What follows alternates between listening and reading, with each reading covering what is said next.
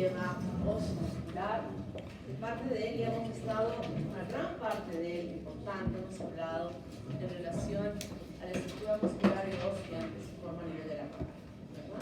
Les había indicado que esta capacidad tan potencial de diferenciación que tienen estas células de la cresta neural, de origen ectodérmico, pero de origen neuroectodérmico, porque en realidad la placa neural es en toda su extensión, tanto a nivel de la formación del tubo neural como estas celulitas que se habían formado a expensas de este origen neurológico en los extremos de la placa neural y que luego se individualizaban cuando se formaba el tubo neural y formaban estas células de la cresta neural, ¿verdad?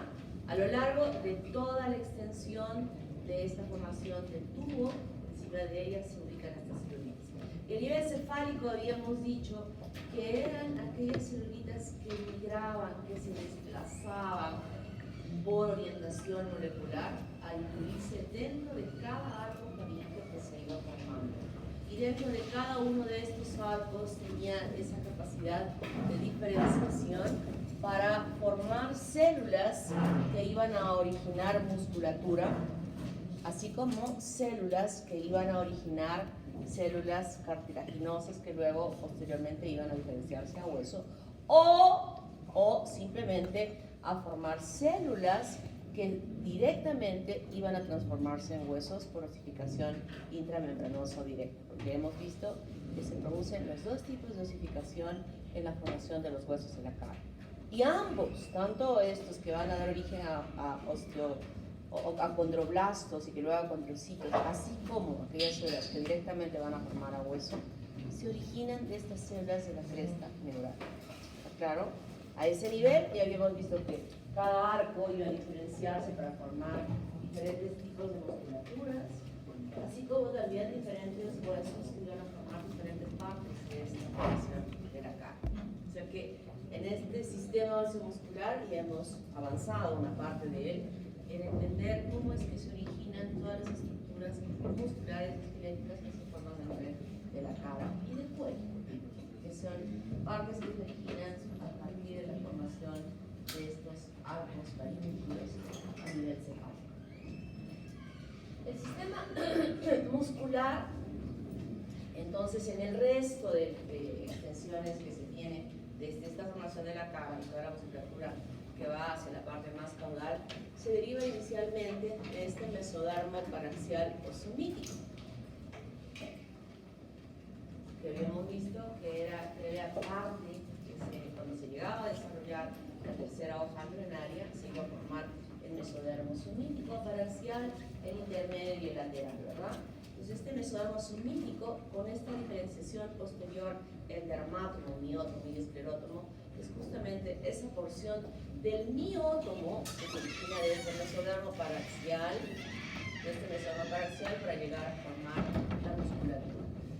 Dije ya, expresado lo que acabo de mencionar, y esta musculatura del cuerpo va a ser originaria a partir de estos miótomos que se encuentran en el mesodermo somítico paraxial. Y la musculatura de las extremidades aquí participan tanto los miótomos, que van a estudiar, así como células musculares que se van a diferenciar del mesodermo somatopleórico. Una cosa es somita y otra cosa es mesodermo somatopleórico, ¿verdad? Que se origina del mesodermo lateral. Este mesodermo lateral que habíamos dicho que se dividía en mesodermo somatopleórico y estratopleórico, parte de las células que se encuentran aquí en el somatopleórico van a participar también en la formación de la musculatura a nivel de las extremidades, tanto superiores como inferiores. ¿Está claro?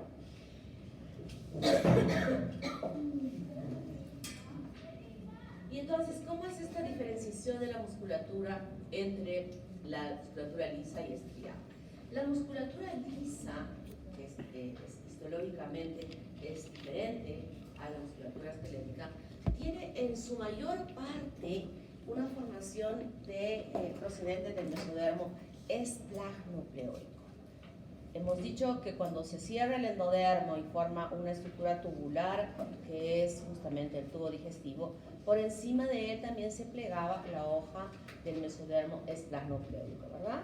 Y por fuera de él, esta separación del mesodermo lateral que formaba el celoma, que será la formación de la cavidad abdominal donde se desarrolla este tubo digestivo, que tiene esta denominación al principio en toda su extensión. Que luego, a partir de este tubo digestivo, en la parte superior, en esa porción que habíamos visto por detrás, más o menos de la formación de la lengua, decía surco laringotraqueal. Ustedes se fijan, yo les mencioné en la clase, dije, miren, esta es la parte que va a originar el aparato respiratorio. Ese surco laringotraqueal es como un surco inicial, diríamos, en el piso de aquella formación que había formado los arcos faringios, pero en la parte posterior se forma a partir del surco un divertículo. Un divertículo que luego va bajando, descendiendo paralelamente a la formación de lo que va a formar el esófago. Un divertículo que desciende y en este descenso formará la continuación de la laringe. La primera porción de este divertículo va a ser la laringe y luego sigue descendiendo ese divertículo para formar la tráquea, y cuando ha llegado a un nivel más bajo, este divertículo se divide en dos divertículos en esta forma, en una división dicotómica. Ese es el inicio del aparato respiratorio, cuyas células de formación de este divertículo son endodérmicas. Y como es parte de ese endodermo que ha sido recubierto por mesodermo esplanocleórico, igualmente en este punto del divertículo, no solo es un tubo revestido de endodermo, sino va a ser recubierto externamente por mesodermo esplanocleórico.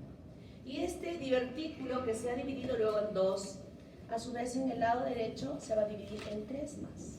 1, 2, 3 deditos que le salen de la extensión de este divertículo inicial derecho. Y en el lado izquierdo solo en dos. Esos tres, el lado derecho y los dos, el lado izquierdo, serán aquellos que van a formar justamente los bronquios principales del lóbulo derecho.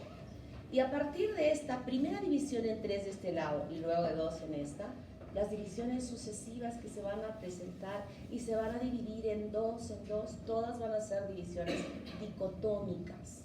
En dos, bronquios principales, bronquiolos de todas sus denominaciones, hasta que finalmente lleguen a formar los alveolos. Todos estos conductos revestidos por este epitelio endodérmico, que va a diferenciarse en diferentes epitelios de ser pseudoestratificados, cilíndricos, cúbicos y planos, hasta finalmente en el alveolo, siempre va a estar recubierto por el mesodermo esplanocleórico. Y este mesodermo esplanocleórico, a su vez, en estas posiciones, cuando estoy hablando del aparato respiratorio, va a formar también musculatura lisa. ¿Cómo se llama ese músculo liso que envuelve a los bronquiolos? ¿Cómo se llama? Ese musculito que estaba ahí y alrededor de los bronquiolos.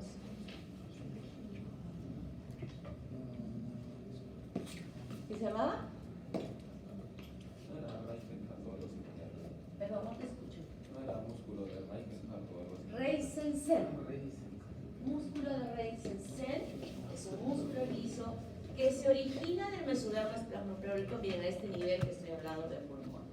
Y cuando hablo de aparato digestivo, definitivamente ese mesodermo esplanocleórico que reviste al tubo digestivo en toda su extensión se va a diferenciar en ese cile que conocemos, circular interna y longitudinal externa, que se extiende a todo lo largo del tubo digestivo y que cumple, como sabemos, funciones importantes en peristaltismo a nivel del tubo digestivo. Y no solamente a ese nivel, porque parte de este mesodermo esplanocleórico en el desarrollo también va a envolver aquellos conductos asociados al aparato, al sistema urogenital. Cuando digo urogenital, ya me estoy refiriendo también no solo a la parte renal, sino a la parte genital. Y entonces sabemos que hay una musculatura lisa que envuelve los uréteres, ¿verdad? Lisa. Y sabemos que la musculatura del aparato genital, específicamente cuando hablamos de la mujer, ese útero, que tiene las zonas que envuelven, esqueléticas lisas. Y cuando hablamos del conducto deferente, que también tiene una gruesa capa de musculatura lisa, también se desarrolla a partir de este mesodermo esplanocleórico. O sea que la musculatura lisa que se encuentra revistiendo diversos órganos, diversas estructuras dentro de nuestro organismo, dentro de estos espacios que se han formado, van a estar formados por musculatura lisa originada del mesodermo esplanocleórico. Pero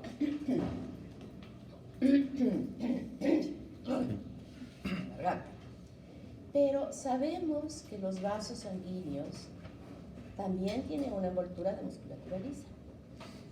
Y sabemos que estos vasos sanguíneos se encuentran a nivel, por ejemplo, del sistema nervioso central, cuando hemos hablado de la arteria cerebral anterior, cuando hablamos de la cerebral media, etcétera, etcétera, cuando hablamos de la basilar. ¿Cuál es el revestimiento de estos vasos? Musculatura lisa. Sin embargo, allí no llegó el mesodermo esplanocleórico para diferenciarse en esta musculatura lisa que se encuentra a este nivel. Sin embargo, no ha llegado esta hoja embrionaria a nivel de los brazos o de las piernas, donde sabemos que hay arterias y que hay venas importantes y que tienen un revestimiento importante de musculatura lisa. Entonces, en aquellos lugares donde no llega la musculatura, esta hoja embrionaria esplanocleórica, es las células mesodérmicas que tienen el potencial de diferenciarse a musculatura lisa en aquel lugar donde está desarrollándose una angiogénesis. Que habíamos dicho, ya les había explicado en una clase cómo es que se formaban los vasos, ¿verdad? Eran conglomerados celulares que luego se vaporizaba en la parte central y que los extremos se iban uniendo para formar los vasos. Las células mesodérmicas que se encuentran por fuera de ellas se diferencian a musculatura lisa para poder revestir externamente de estas, por la arteriovena, de esas fibras que van a envolver a estos vasos sanguíneos. A nivel cerebral, a nivel de los músculos, que también esqueléticos que se forman y tienen una gran irrigación, son las células mesodérmicas que se diferencian a células que van a dar origen a células musculares para dar esta envoltura. Y cuando se van a formar la mesentérica superior o la mesentérica inferior, obviamente será la musculatura originada a partir de esta hoja embrionaria del mesodermo esplanocleórico. ¿Está claro? Entonces, sí tenemos una musculatura esquelética importante, que sí sabemos que se va a formar como una fuente importante de origen, el dermátomo, que se había originado de esta división del mesodermo somítico paraxial para formar el dermátomo, miótomo, y el esclerótomo que va a formar la araña. ¿Alguna pregunta hasta aquí? ¿Está claro? Entonces, este miótomo se diferencia en haces importantes, que ya los habíamos visto en la práctica también, donde se dividen en epímeros un haz epimérico y un haz hipomérico. Un haz epimérico que se queda muy pegado a la formación, ya aquí estamos viendo a la vértebra, que serán aquellos músculos extensores de la columna vertebral. En la posición en que se encuentra, si es a nivel cefálico, a nivel del cuello, definitivamente lo que hará es extender el cuello. Si es a nivel más caudal, será quien extienda la columna en la posición donde se encuentra. Y el maso hipomérico que se llega a desarrollar no solamente se queda aquí, sino se extiende hacia la parte anterior en aquella formación ya de cierre de la línea alba del mesodermo somatocleórico, introduciéndose dentro de él las fibras musculares que se han desarrollado y que se están extendiendo hacia la parte anterior, originadas de una masa inicial aquí, que era la parte hipomérica. Y no solamente se extiende hacia aquí, sino algunos haces también se van a quedar en estas posiciones, que justamente serán, por ejemplo, la formación del psoas, que va a ser quien va a extender la columna, la que va a flexionar la columna hacia adelante. Y esta hoja importante, esta masa de células musculares, luego se van a partir en tres masas que van a extenderse una sobre otra para formar las hojas musculares externas, intermedias o medias e internas. estos tres haces que ustedes ya en esta parte de nivel de tórax, nivel del abdomen, están pensando, esta parte originará tal músculo, esta otra tal músculo, porque sabemos que aquí existen diversos músculos que van superpuestos unos sobre otros a nivel abdominal, ¿verdad? Entonces, esto se origina de la parte hipomérica de esta formación, cuyo origen fue el maso muscular hipomérico. Y la parte anterior, como que se juntan, formando lo que va a ser esta aponeurosis, y se desprende otro maso hacia adelante, que formará las columnas del recto más adelante. O también las infraesternales en esta parte anterior del abdomen. La inervación de estos haces musculares lo vamos a estudiar en la próxima clase cuando desarrollamos el sistema nervioso central, cómo es que se origina todo esto, pero ya sabemos que estos nervios, existen haces que se llaman raíz anterior, que emerge del asta anterior de la médula, y luego hay una raíz posterior, que diríamos que es la que se introduce hacia atrás al asta posterior, pero que se origina a partir del ganglio raquídeo, ¿verdad? Y ambos, el que ingresa y el que sale, forman la raíz mixta, de quien se desprenden las ramas anteriores y ramas posteriores, que ya en conjunto ambas serán las que van a inervar los diferentes segmentos y todas las extensiones, cuando sabemos que esta raíz posterior está llevando la sensibilidad hacia la médula y que a través de la raíz anterior estará saliendo la orden de inervación. En este momento específicamente estamos hablando de una orden motora con orden racional para su contracción que se va a desarrollar. Y estos haces van a ser inervados, cada uno de ellos por estos nervios, a las diferentes alturas en los dermátomos correspondientes, no solo a nivel de la piel, sino igual que en la región específica de inervación de cada nervio que emerge a nivel de la columna vertebral. Entonces, estos derivados de los hipómeros a nivel del cuello y el tórax van a darnos lugar a inserciones importantes de esta musculatura. Nosotros, por ejemplo, en la parte posterior podemos ver a estos haces epiméricos, que son los músculos que se forman en la parte posterior y que serán los extensores. Y hacia aquí adelante, justamente estos tres haces que nosotros habíamos visto cómo se llegan a desarrollar. Los músculos anteriores y laterales del cuello y del tronco se forman de este mesodermo somático, de estos miótomos. Y a nivel del cuello, las hojas musculares se flexionan y van a formar el escaleno y los músculos prevertebrales, que justamente eran estos que permiten la flexión del cuello. Y a nivel del tórax formarán los músculos intercostales, externos, internos y transversos, los infrayoideos y el esternal. Todos estos músculos que se encuentran a este nivel serán los que, como estoy mencionando, y ustedes lo saben también porque han estudiado en anatomía, cuáles son aquellos flexores y cuáles son aquellos extensores.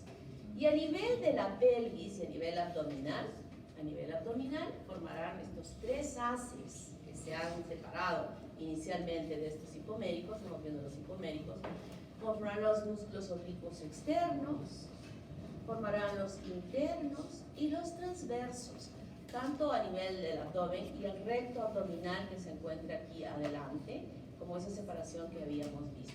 Asimismo, el cuadrado lumbar y el psoas y el piramidal, que se van a ubicar aquí por delante del cuerpo vertebral, que justamente van a sumarse a permitir la flexión de la columna vertebral a ese nivel. A nivel pélvico, forman los músculos del diafragma pélvico, estos que cierran completamente la apertura de la pelvis y que están formados por el elevador del ano, el crucigio, el esfínter anal externo e interno y el uretral. Nosotros ya habíamos visto la importancia de este músculo y la importancia de hacer justamente esa episiotomía cuando la mujer va a dar a luz, porque estos músculos cumplen un rol tan importante de sostén, y ustedes han visto cuando han hecho anatomía, que no es cualquier musculito, ¿verdad? Son músculos bastante ensanchados que van a sostener todo lo que está en el abdomen. Es verdad que todos nuestros órganos no están libres así en la calle, sino hay mesos que los están sosteniendo, pero sobre todo las mujeres, donde donde todos estos músculos y todos los tejidos se van atrofiando por la deficiencia hormonal y todo lo que estaba firme empieza a hacerse laxo, suelto, y si es una piel, un músculo que no está bien, fácilmente todos los órganos van a hacer lo que sucede en lo que se llama el prolazo genital o la incontinencia urinaria. Por eso yo quiero meterles en su cerebro y ojalá que lo haya logrado la importancia de hacer esa episiotomía aún en el tercer parto de esa mujer, aún en el cuarto parto de esa mujer, y no simplemente decir que puje, ahí es el cuarto y puje. Nuestra pelvis es así, la cabeza le ves así, por más que la mujer haya tenido su cuarto hijo, igual ese músculo se va a dañar si es que sale sin haber hecho esta amplitud de esta cavidad para que pueda emerger. Entonces piensen bien cuando estén atendiendo. Es difícil coser, muy difícil, pero piensen en esa mujer, que podría ser su madre, o su hermana, o ustedes mismas. O ustedes, y en el caso de los varones, piensen que puede ser su esposa, o su mamá, o su hermano. Es a quienes queremos y amamos. La inervación que he mencionado está dada por esta raíz mixta que se ha dado de la fusión tanto de la raíz anterior como de la raíz posterior. En la práctica ustedes van a encontrar el microscopio justamente de estas raíces, recordar, extrapolar lo que han hecho en anatomía, en neuroanatomía. Aquí más bonito porque ahí en anatomía ellos van a estar buscando a ver dónde está la raíz mixta, dónde está, ¿verdad? También aquí en la lámina la van a ubicar también y van a reforzar aquello que han aprendido en anatomía, en neuroanatomía, al ubicar la posición exacta como yo estoy mostrándoles aquí, igual se va a ver en la lámina. Claro, pero no tan fácil, ¿no? Entonces hay que ir buscándola, ubicándola, porque no está continua, sino a veces está entrecortada y por la posición anatómica nos ubicamos en poder determinarlas. Y serán responsables de la inervación de todos estos segmentos en la inervación esquelética que es necesaria para su funcionamiento y su contracción.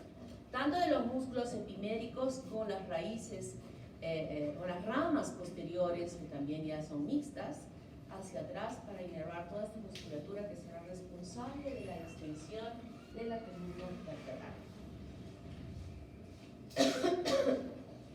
¿Cómo se desarrollan las extremidades superiores? Ya lo hemos estado viendo, ya lo han visto ustedes en sus laminitas en la práctica, como se habían desarrollado con unas aletitas, ¿verdad? Ya lo han visto. Entonces, ¿quiénes participan en la parte muscular de la formación? Nosotros sabemos que estos miótomos, estos somitas, se extienden desde la parte occipital hasta la parte caudal. Y en esta extensión lo que vamos a ver que existen unos miótomos occipitales que según unos autores dicen que son los responsables de la formación de los músculos extrínsecos del ojo. ¿Cuáles son los músculos extrínsecos del ojo?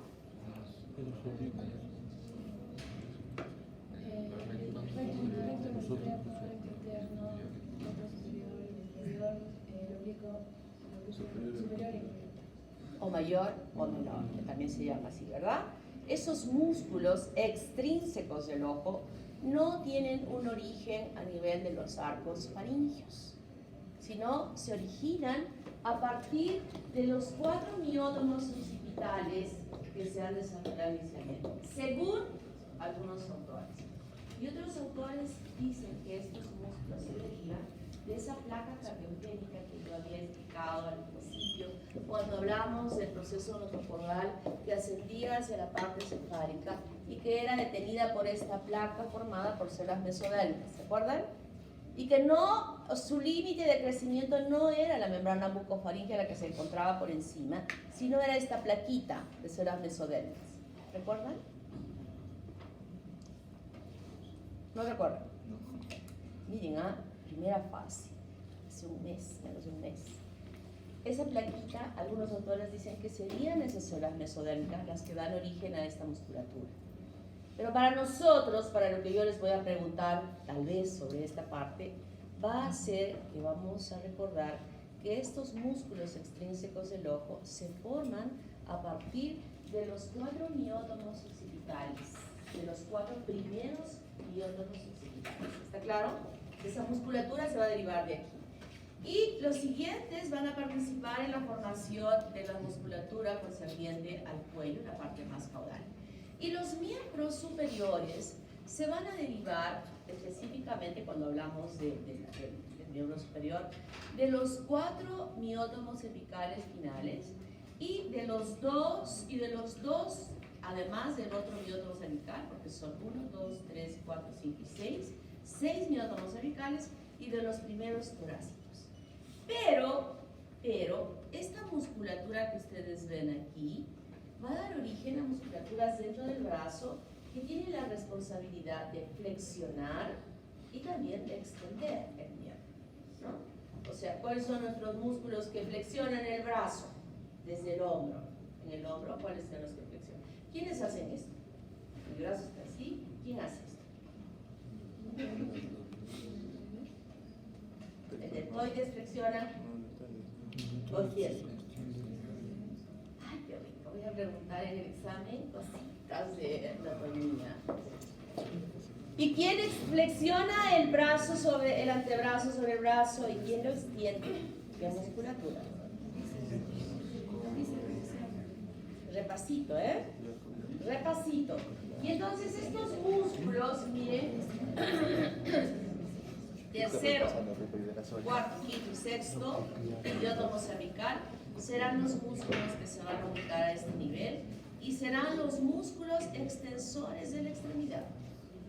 Los 4, estos 4 cervicales, o sea, serían el tercero, el cuarto, el quinto y el sexto. Músculos extensores.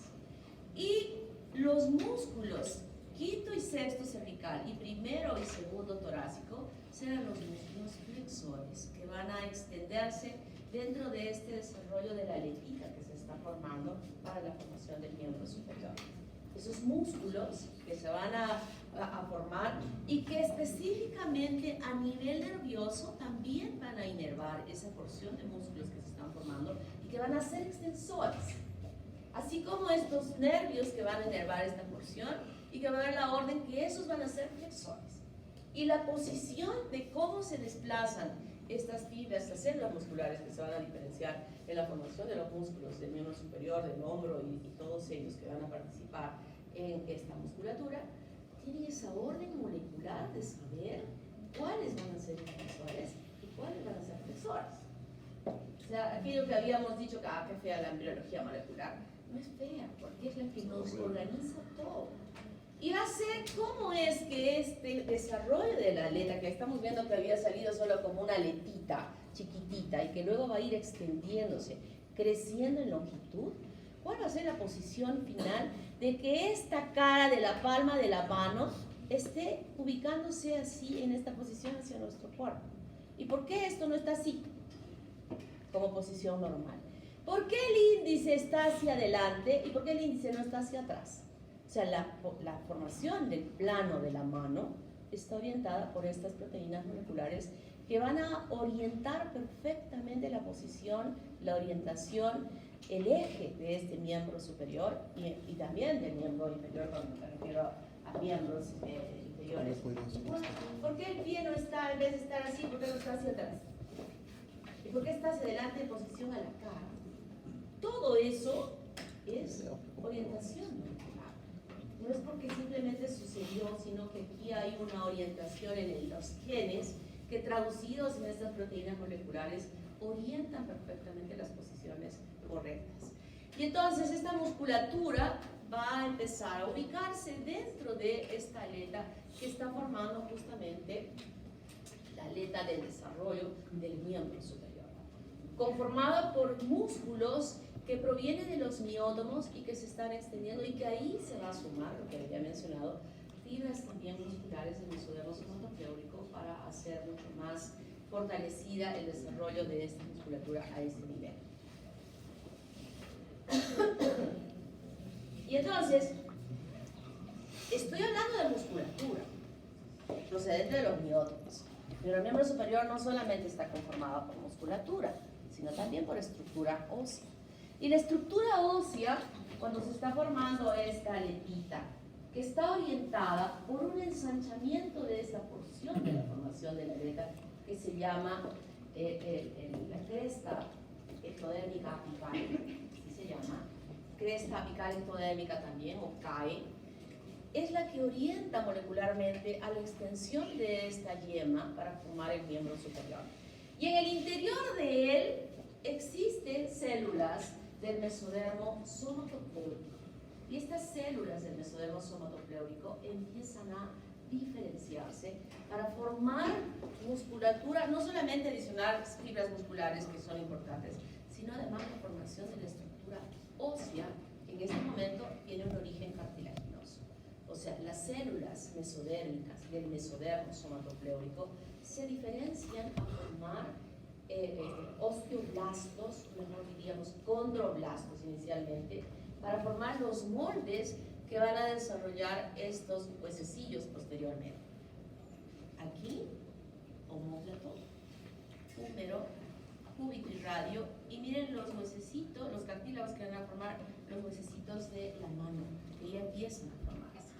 Y de acuerdo a la posición, aquí se irán desplazando estos miótomos para formar los músculos en esta porción extensora, y en esta parte a diferenciarse estas fibras que están migrando, que se están desplazando de los miótomos correspondientes a ese nivel para desarrollar la musculatura dentro del interior de esta yema del miembro superior que se está formando. ¿Está claro? Entonces la estructura ósea que va a derivarse en la ósea, que en este momento es cartilaginosa, se forma del mesodermo somatopleurico. Y la musculatura proviene del mesodermo, también es el mesodermo somítico, o sea, de esta tercera hoja plenaria que llegamos a ver cómo se formó, para formar esta que va desplazándose en el interior de la yema para poder ya desarrollar y formar esta musculatura. ¿Está claro? ¿Sí? No está nada difícil, esta parte es bastante sencilla. Y entonces, dentro de esa yema que va creciendo y ensanchándose, paralelamente, como habíamos visto en la morfología externa, en la fase pasada, iba creciendo esa yema. Primero se formaba el antebrazo, después vimos cómo se había formado el antebrazo, ¿verdad? Estos manitos que iban, ese miembro superior que iba creciendo. En la parte distal dijimos que no es que los dedos crecen, sino que la paletita está conformada interiormente con el desarrollo de estos cartílagos que van a formar los huesos de los dedos y también específicamente de la mano, con estos huesitos, y que este CAE, la cresta apical ectodérmica, que se encuentra en esta parte distal formada por ectodermo, que es la que orienta, la que dirige, la que extiende, muy importante, las proteínas moleculares a este nivel, que son la proteína morfogenética 2, 4 y 7, y el MSX1, son muy importantes molecularmente para el desarrollo de estos miembros superiores, específicamente a nivel de la mano. Y luego que se produce esto, se retrae el CAE, permitiendo que ya no siga desarrollándose, y en este momento ya empieza a haber apoptosis que va a permitir la separación de los dedos, y de esta manera se individualiza cada uno de los dedos luego que se formó la lengua. Nosotros vemos a la pata del pato, vemos esa membrana que está uniendo todos los dedos, ¿verdad? Diríamos que las manos del niño en su formación sería exactamente igual. Que dentro de cada una de ellas están todos los huesecillos, los tendones, los músculos que revisten a cada porción, y lo único que va a hacer es como que nosotros hiciésemos una incisión de esas membranas de la pata del pato para individualizar sus dedos. Eso es lo que suele suceder. Igual que en el pollo tampoco no tiene todos sus deditos totalmente separados, hay una membrana en la parte baja, como que en el pollo hay una apoptosis no completa, y evidentemente en el pato no hay apoptosis, pero nosotros sí, la apoptosis es completa, individualizarlo perfectamente bien los dedos de las manos, tanto de las manos como de los pies.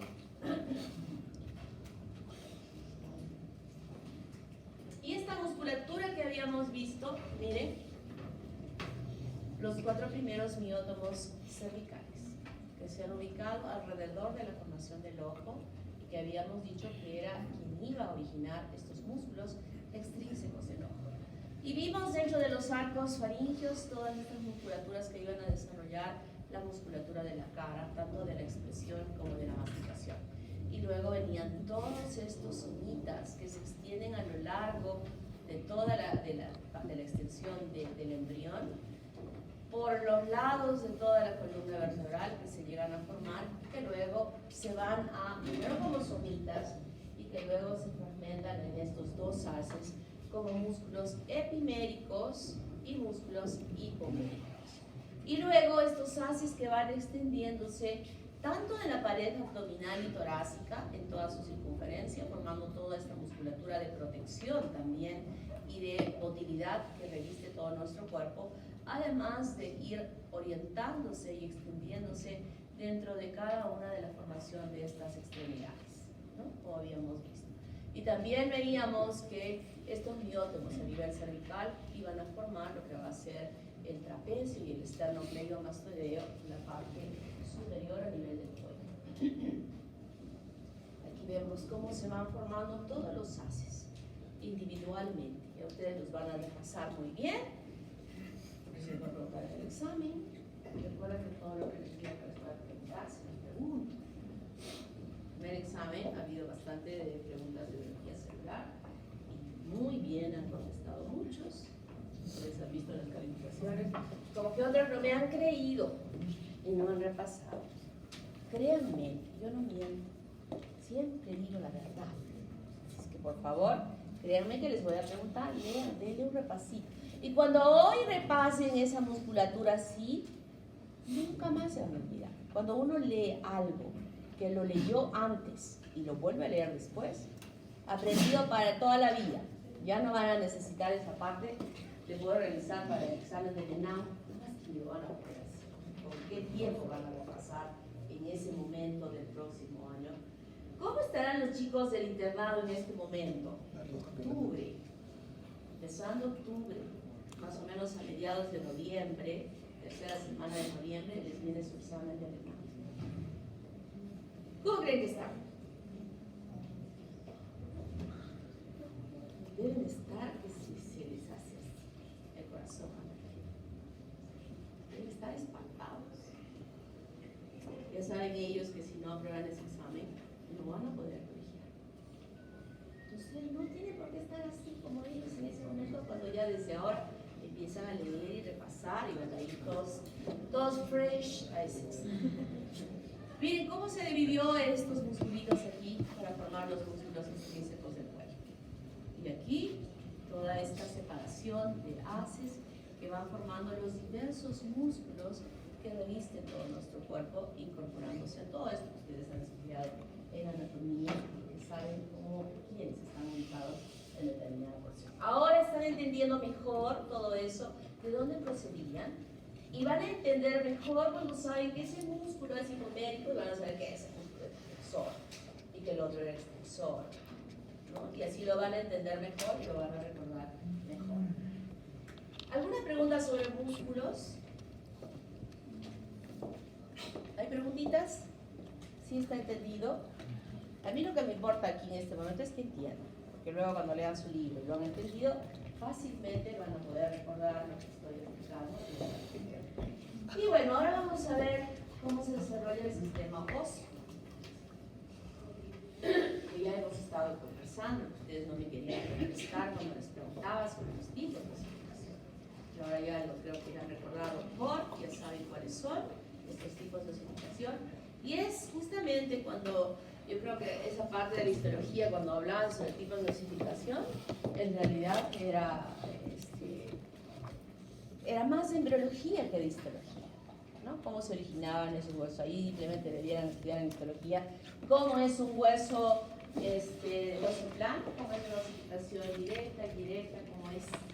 Pero aquí lo entendemos mejor y sabemos que todos los huesos de nuestro cuerpo tienen 4 formas de ossificación. ¿Cuáles son?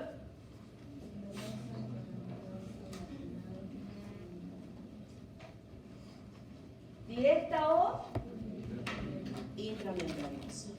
Indirecta o endocondral. Marginal y metaplásica. Esos son los 4 tipos de osificación que existen. Y entonces sabemos, por ejemplo, que los huesos planos, que se encuentran en diversas partes de nuestro cuerpo, tienen una osificación. Los huesos planos, ¿qué tipo de osificación tienen? Vamos a ver China, ¿por qué tipo de osificación? Directa o intramembranosa. Los huesos largos y los huesos, digamos, que tienen esa forma alargada, con osificación indirecta. Entonces, esos son los tipos de osificación.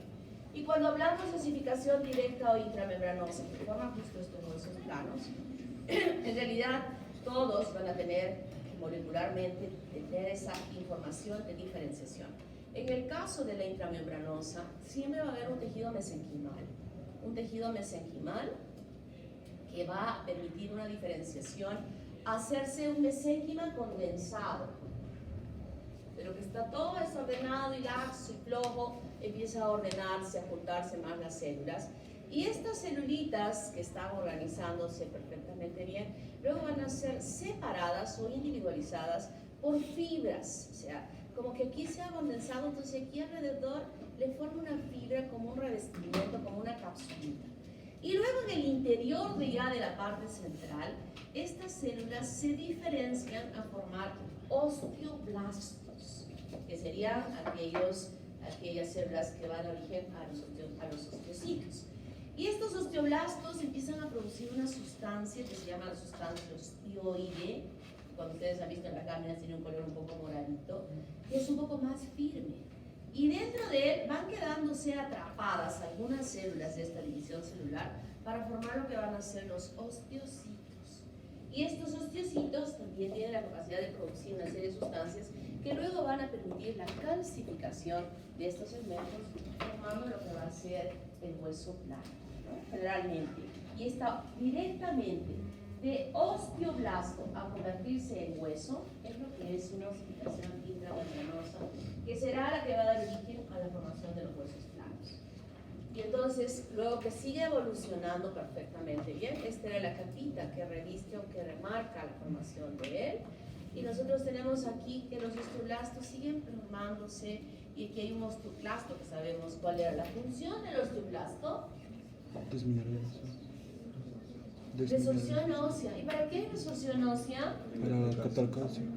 Para obtener calcio de esos huesos que están llenos de calcio, ¿verdad? Cuando se requiere a nivel de todas las funciones celulares este elemento que es el calcio.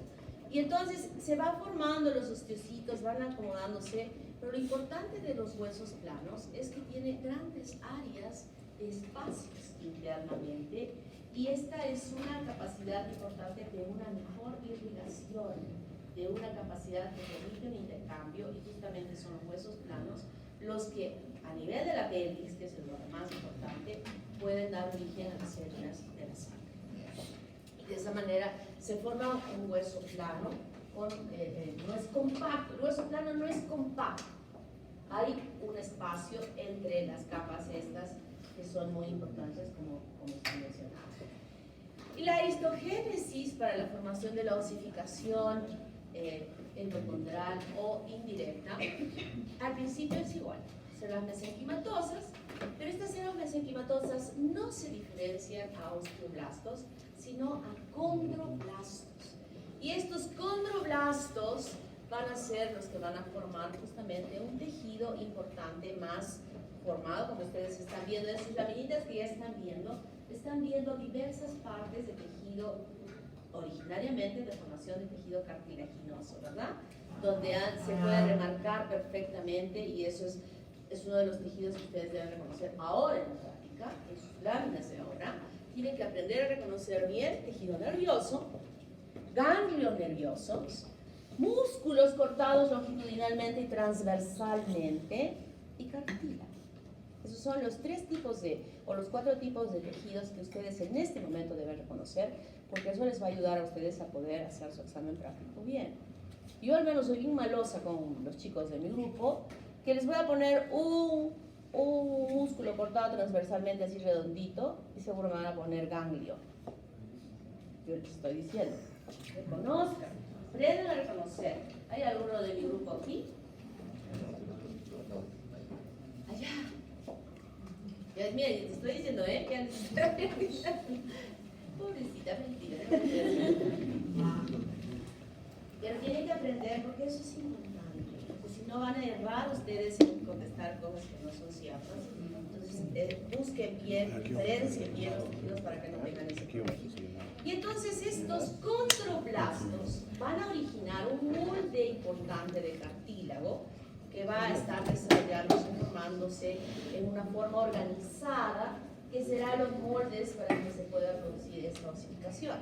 Se desarrolla muy bien el molde, aquí está todo flojo, ya se organiza mejor, siempre va a haber fibras que remarquen la formación y empieza este proceso que ustedes no han visto en su histología, de esta lámina, que aquí se forma la línea de erosión y empieza a haber calcificaciones en la parte central.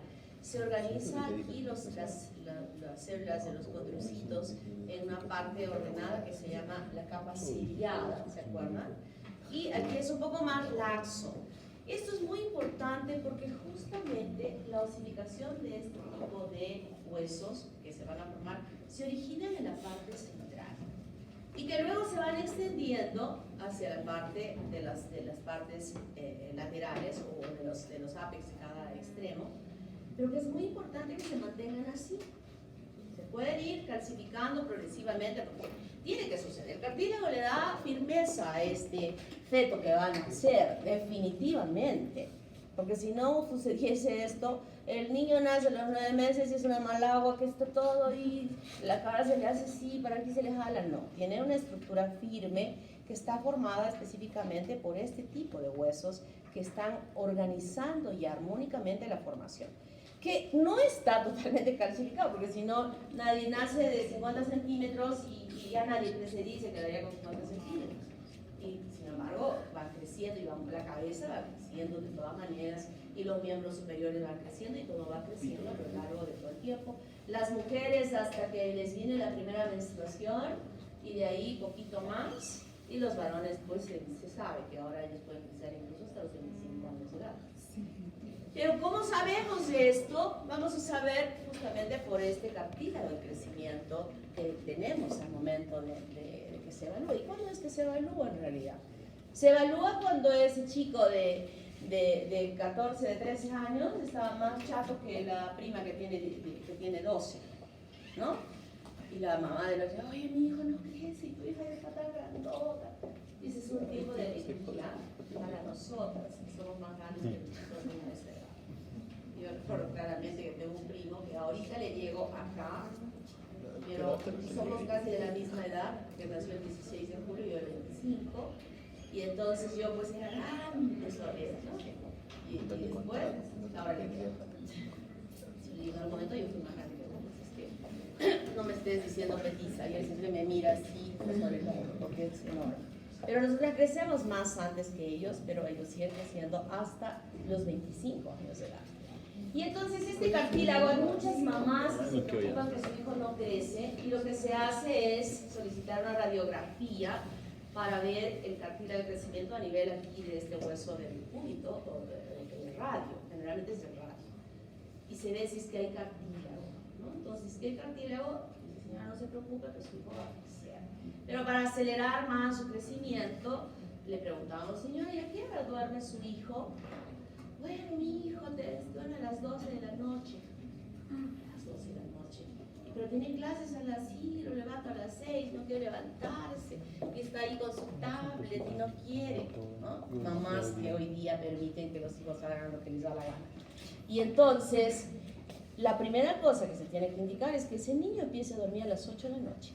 Porque la hormona del crecimiento se libera en la noche, más o menos entre las 10, 11 y 12 de la noche. Y para que se libere, tiene que ese cuerpo estar dormido. Si no está dormido, no se libera. Entonces el chico tiene que dormir a las 8 de la noche para que pueda crecer. Y otra cosa que se les da también, se les indica es que le den zinc. Y otra cosa que se da y que no lo están dando es una droga que se utiliza para la presión alta, que no tampoco ya nos está vendiendo mucho, que es el capapesano. Pero si es que esas cosas no llegan a funcionar, hoy en día en nuestro medio ya existe la seguridad de poder usar hormona del crecimiento, que antes no se hacía. Hace algunos años se temía mucho porque en realidad hay que usarla, pero con mucho control, con muchísimo control, porque puede desencadenar alteraciones a nivel del metabolismo del azúcar, llevar a elevarlas, o sea, insulinas elevadas, o sea, una serie de cosas, y también antecedentes de cáncer en la familia que se tienen que evaluar. O sea, controles bien, y uno con esta hormona de crecimiento de visión correcta puede llegar a crecer más de lo que pudo haber crecido sin estos apoyos que se dan, ¿no? Entonces, este cartílago va a seguir creciendo, va aún después de haber nacido el niño, para dar el tamaño definitivo ya de ese producto, de ese niño que ha nacido. Sabemos, así más o menos, con un más menos 5, a veces un poco más, que el tamaño del niño al momento, el que va a alcanzar definitivamente, es el doble del que obtuvo cuando el niño tenía 2 años de edad. O sea, si le medimos a un chiquito a los 2 años de edad y mide 90 centímetros, ese niño va a terminar creciendo en su vida futura, sería un 1,80 m, pero con más o menos 5, pues 1,75 o 1,85. Si midió 75, medirá pues 1,50. Si midió 80, medirá 1,60. ¿no? Está establecido de esa manera, pero no es una cosa exacta, pero sí más o menos orienta a que va a poder tener ese tamaño. Y si vemos que este chiquito pues tiene 75, ahí por ejemplo hay que estar observando en ese niño cómo va su cartílago de crecimiento, si es bueno que se pueda inducir con hormonas que pueda crecer más en realidad de lo que tiene, ¿no? Claro que hay que ver también a los papás, pues de qué tamaño son los papás, de qué tamaño son los abuelos. Quieren que mida 1,80 y el papá mide 1,50. Es un poco difícil. Entonces, esto va creciendo hasta que finalmente aquí está el cartílago de crecimiento, que es lo que se evalúa en este niño en la radiografía para que podamos visualizarse si es que va a poder crecer más o ya no, cuando esto ya no existe. A veces las mamás, con el hijo ya tiene como 17 años, mi hijo se ha quedado chato, quiero hacer algo, pero ya su cartílago de repente ya no lo tiene. Entonces, no se puede dar. En esas circunstancias no se puede dar hormona de crecimiento, porque la hormona de crecimiento lo que va a hacer es que crezcan las partes blandas. Es como aquella tumoración que produce hormona de crecimiento en una persona adulta y produce, ¿cómo se llama esa enfermedad? Ese cuadro que se produce. Entonces tiene que evaluar todos estos estudios para poder determinar finalmente que este tipo de osificación se da en los huesos largos y que determina en el crecimiento el tamaño que va a adquirir ese producto. Y va creciendo, sigue creciendo mientras haya cartílago de crecimiento. ¿Cómo se forma la columna vertebral? Y había mencionado que ese mesodermo sunítico paraxial se dividía en 3 porciones, ¿verdad? Dermátomo, miótomo y esclerótomo. Y ya hemos visto, y se los he dicho en algún momento, y voy a repetir cuando hagamos piel, que ese dermátomo migra todas estas celulitas de esta porción de tejido diferenciado a ubicarse exactamente por debajo del ectodermo en toda la superficie del cuerpo para formar lo que va a ser la dermis. El miótomo acabamos de ver y el esclerótomo se desplaza hacia la parte central para formar la vértebra. O sea que el esclerótomo es responsable de la formación de las vértebras que forman la columna vertebral. ¿Y cómo es esto? Tenemos en la parte central el notocordo, ¿verdad? Que había separado incluso la formación de esta tercera hoja embrionaria en los mesodermos a ambos lados. Y este esclerótomo que se va a ubicar y va a formarse, miren, este es un esclerótomo correspondiente a un miótomo, a un mesodermo sonítico. ¿Se acuerdan que los somitas iban separados como daditos y que se veían, se visualizaban? Esto justamente corresponde a uno de ellos. Y aquí se separan 2 porciones por la mitad, una superior e una inferior. Una superior más densa y una inferior menos densa. Luego se parten por la mitad y van desplazándose la inferior hacia abajo y la superior hacia arriba y se llegan a juntar formando un dado exactamente igual, pero con una porción del superior y con una porción del inferior. En ambos lados. En esta ubicación tenemos al miótomo ubicado exactamente frente a este esclerótomo. ¿Recuerdan los daditos? Los daditos tienen 3 partes: dermátomo, miótomo y esclerótomo. Entonces este miótomo está justo frente a este esclerótomo. Y separados entre ellos esta arteria intersegmentaria, que es una rama de la aorta dorsal. Aquí igual. Pero cuando se llegan a separar en ambos lados, ya el miótomo está ubicándose en este espacio, cerrando este espacio, aquí, aquí, y la arteria intersegmentaria queda a parar justo frente a la unión de los dos esclerótomos que se han fusionado. Esto sucede a ambos lados, tanto del lado izquierdo como del lado derecho. Luego sucede que se fusionan estos esclerótomos que se han formado en la línea media. Una de un lado y la otra del lado se van fusionando. Y parten, seccionan a esta notocorda que estuvo separándose, que fue aquel tejido que no es oso, sino es como una gelatina, es un tejido suave, que ha sido fragmentado, seccionado por el desplazamiento de ambos esclerótomos en la línea media.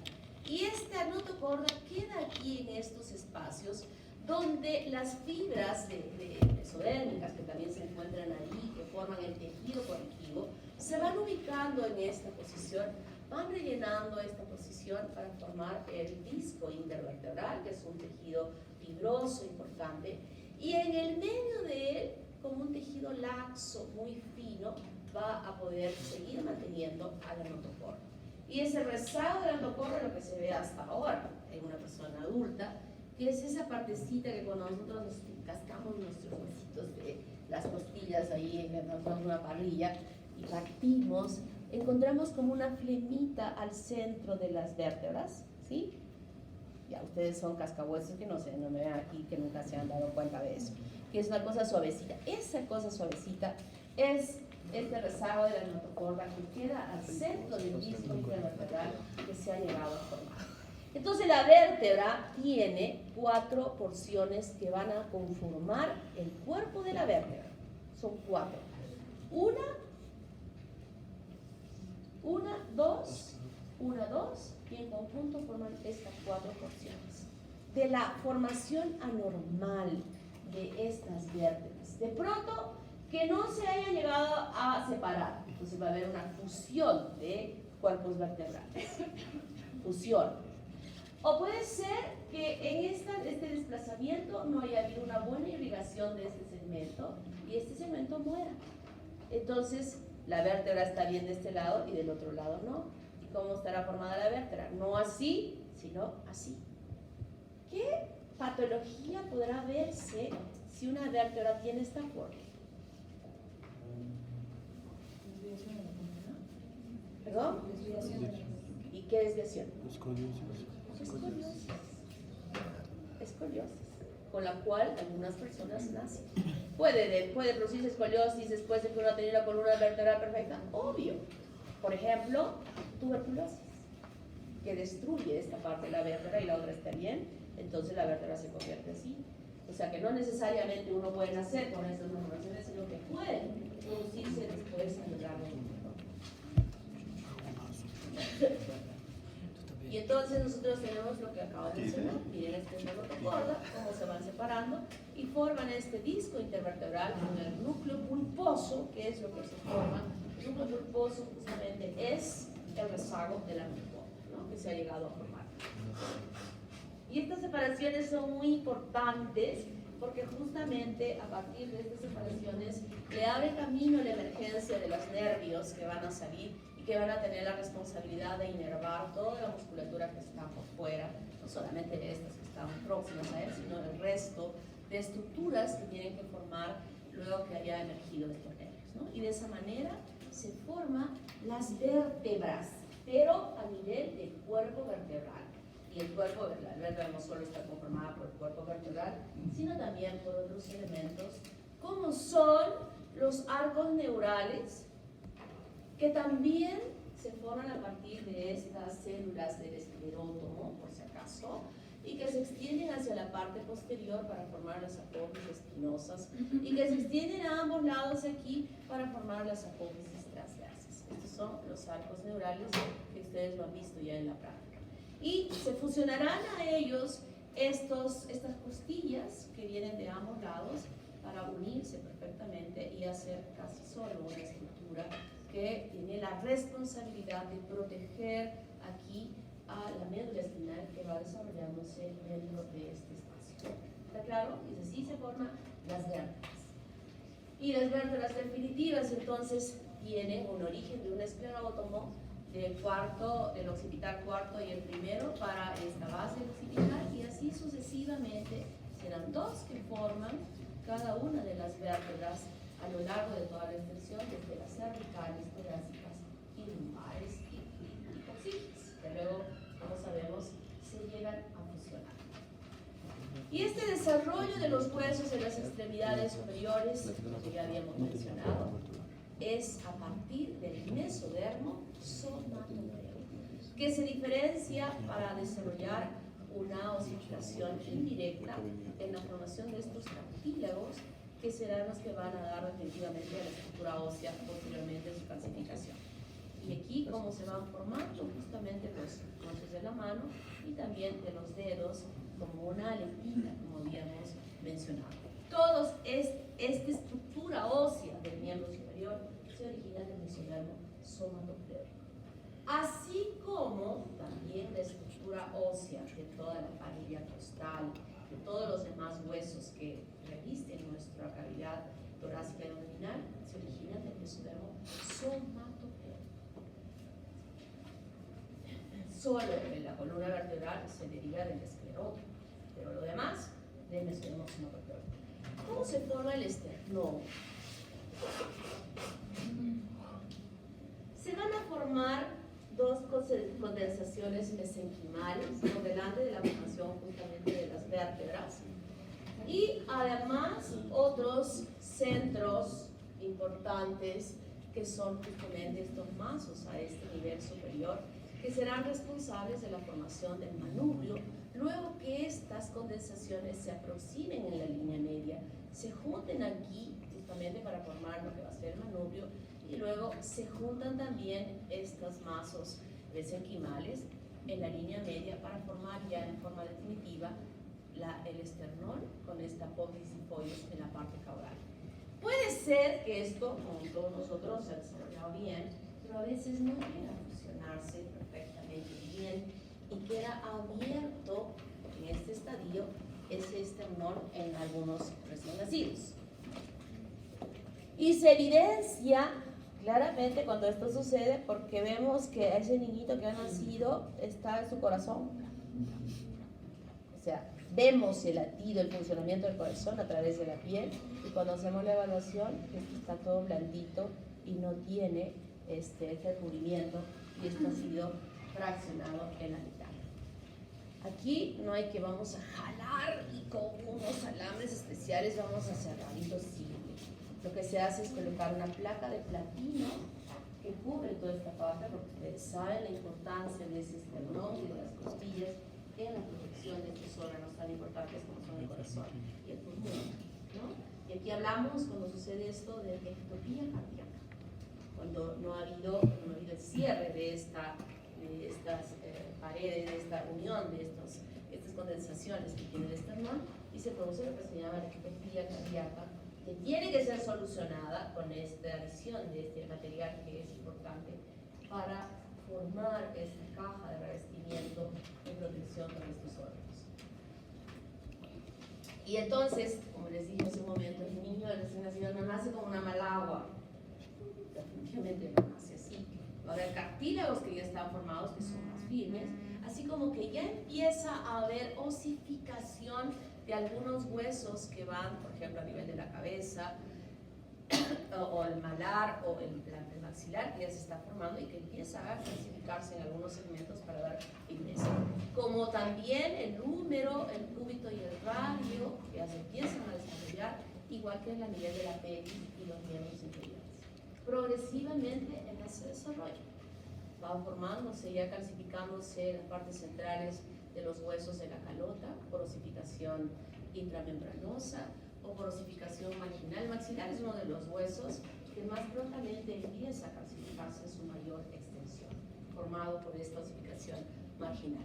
Igual que las costillas o el omóplato, la clavícula o parte incluso de los dedos, igualmente la pelvis va viviendo extensiones más grandes ya de calcificaciones definitivas en sus partes centrales.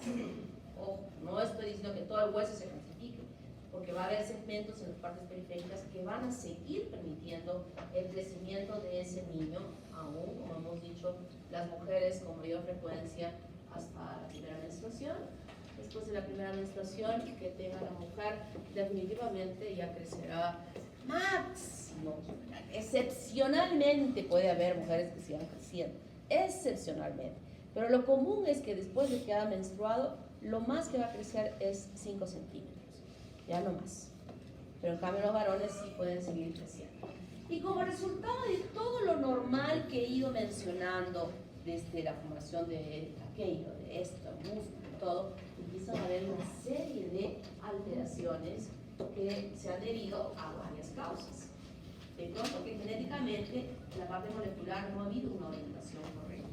De pronto que no ha habido un desplazamiento correcto de las células.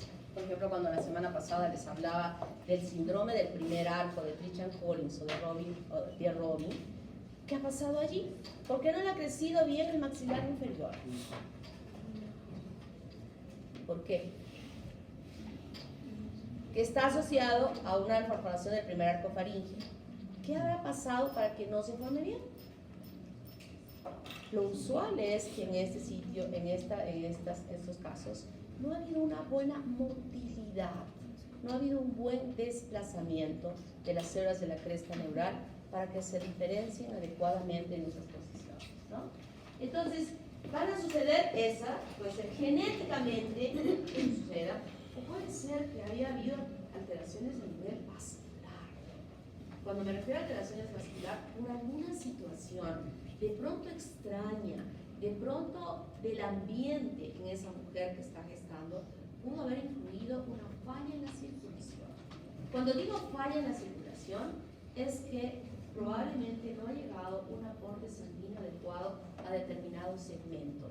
Y cuando esto sucede, no hay una irrigación que permita el crecimiento. O si es que hubo el crecimiento y se ha alterado esa circulación, entonces puede ser que, ¿qué pasa cuando un tejido no está irrigado? Se necrosa, muere ese tejido, y como resultado de esa necrosis puede ser que pueda haber una ausencia o una disminución en el crecimiento de ese órgano. Entonces todo esto puede suceder. Y en cuanto a relaciones, malformaciones congénitas en los niños, en el desarrollo del miembro superior, hace algunos años, muchos, no muchos tampoco, diría yo unos 20 años atrás, es usual que las mujeres cuando están gestando tienen un cuadro clínico que se llama hiperemesis gravídica. Y la hiperemesis gravídica se tiene como síntomas y como signos, es que la mujer tiene muchas náuseas. El incremento de la gonadotrofina coriónica hace que una mujer pueda tener náuseas terribles y tenga mayor sensibilidad a los olores. Pueden estar friendo en la otra cuadra ajos y cebollas para hacer el guiso, y llega el olor como que estuvieran cocinando aquí al lado, y ese olor es terrible, matador, y tiene las náuseas y los vómitos. Y alguien se echó un perfume riquísimo, pero para esa mujer es espantoso y le vienen náuseas y vómitos. Y despierta en la mañana con náuseas y vómitos. O sea, es horrible. Recuérdense ustedes cuando tuvieron su fiesta de promoción, cómo se sintieron al día siguiente. Bueno, eso para algunas chicas, ¿no? Pero para ustedes, cada fin de semana, cuando están de vacaciones, ¿cómo se sienten el día domingo, ¿no? Esa sensación de la náusea es tan fea, tan horrible, que para aliviar esa sintomatología se creó una medicación que fue increíblemente buena, que se llamaba talidomida.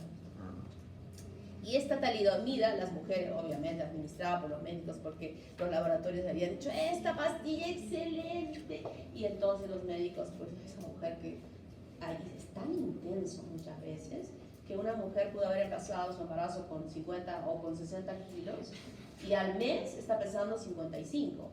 Y al mes está pesando 50, o sea, no come. Toma agua, porque todo le da asco, no puede comer, le dan vómitos. Es terrible, hay situaciones que son así, que más que nada son como inseguridades, ¿no? Eso es interesante, porque están embarazadas, deben ser leídas muchas, en serio, se los digo en serio. Entonces, esto fue pues increíble, que las mujeres felices tomaban la pastilla, administrada por el médico, obviamente, y que luego, cuando había cumplido la gestación de los 9 meses, los niños nacían así. Sin brazo, amelia. Esto es meromelia, cuando el brazo es corto. Y focomelia es cuando la manita le sale del hombro. Focomelia. Meromelia y amelia, cuando realmente no hay ni mano ni nada en ese brazo. Eso está mal. Y entonces, muchos niños empezaron a nacer así. Muchos niños, y cuando se hizo una investigación de qué había sucedido, todas las mujeres habían tomado esta medicación. Inmediatamente se suspendió, nunca más se usó con este fin, pero esto evidenció otro fin. Si esta droga ha evitado que crezca, entonces podemos usarla en otra cosa. Y hoy en día es una droga muy buena para el uso en el cáncer, porque evita la multiplicación celular y es un tratamiento que se utiliza como terapias en algunos cánceres, esta talidomida, que ya no se usa para aliviar esta hiperemesis grave.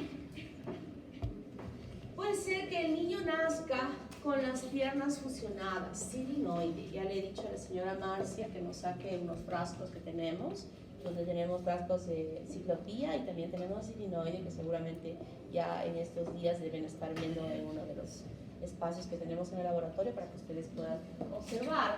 Y esta no solamente es tan simple que esté el niño fusionado, hubo un caso de una niña que nació así, y en estos hospitales que había del Consejo en Lima, ¿cómo le llamaban? Estos hospitales, ¿qué? No, eran unos que andaban en carros, era del Consejo de la Municipalidad de Lima. Municipales, no sé cómo se llamaba, y uno de los médicos tomó a una niña que tenía esto, la operaron, la separaron, pero eso no tiene solamente que ver en cuanto a miembros, sino que aquí no está bien la emergencia tanto del recto como de la parte genital urinaria, fundamentalmente, ¿no? Entonces, aquí ha habido complicaciones tan graves en esta niña, creo que ya falleció la niña, ya grandecita incluso, que tuvo la complicación de hacer infecciones urinarias, porque esto no solo es que esté junto tampoco, sino que hay problemas neurológicos y no puede misionar y la orina está retenida y tiene que usarse permanentemente una sonda vesical. Y el colocar sondas vesicales permanentes van a originar un riesgo bien grande, que son las infecciones urinarias. Y una persona que tiene infecciones urinarias repetidas, con toda seguridad que va a ser insuficiencia renal crónica. Y lo que tuvo esta niña fue eso, insuficiencia renal crónica, y creo que eso fue lo que ya la condujo a morir. Entonces esto no es tan simple de hacer una cirugía de separación, sino que hay que ver los otros problemas que se acompañan a este problema. El pie sambo es este pie que está doblado, que generalmente se produce cuando ha habido una disminución del líquido amniótico dentro de esa cavidad. Yo les había explicado que el líquido amniótico era tan importante que permitía la movilidad de los miembros e inclusive la formación de la cara. Y cuando hay alteraciones renales, que es quien aporta el mayor líquido amniótico a esa cavidad y ese riñón no está funcionando, entonces hay un metabolismo de daños. Parte de él es que la posición de algunos segmentos del cuerpo esté definitivamente en una posición y produce este pie sambo, ¿no? Se ha encontrado, o sea, hay una relación muy estrecha entre malformaciones renales y también esta. Y este se corrige, no siempre, ojo, no siempre, generalmente.